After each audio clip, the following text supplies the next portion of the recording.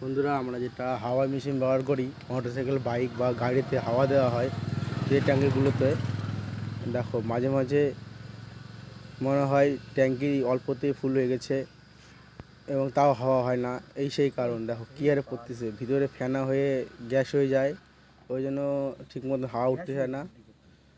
দেখো ওই জন্য কী বেরোচ্ছে, ওগুলো পুরো গ্যাস হয়ে গেছে, হাওয়া জমে জমে। ওই জন্য আমরা যতই ট্যাঙ্কি ফুল করে নিই, হাওয়া ঠিকমতো যেতে চায় না, হাওয়াটা তাড়াতাড়ি হয় না। আজকে ওই জন্য খুলে টুলে ঠিক চেক করা হচ্ছে এবং ফ্রেশ করে নেওয়া হচ্ছে। এই পুরো দেখো গ্যাদানি হয়ে গেছে ভিতরে,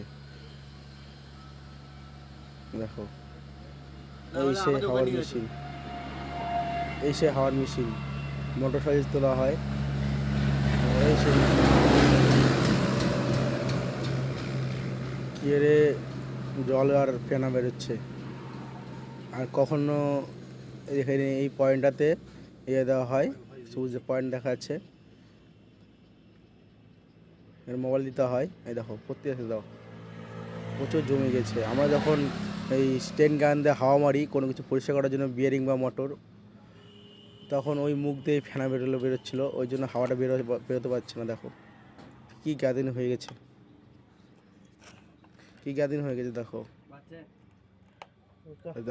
আপনার দোকানে বা আপনার কোথাও যদি এরকম সমস্যাগুলো হয়, তাহলে এই মুখটা খুলে দিয়ে এই পয়েন্টগুলো দিবেন, তাহলে আবার পুনরায় নতুন করে হাওয়া ভরে আপনার হাওয়া দেওয়ার সুবিধা হবে, হাওয়া খুব তাড়াতাড়ি হয়ে যাবে।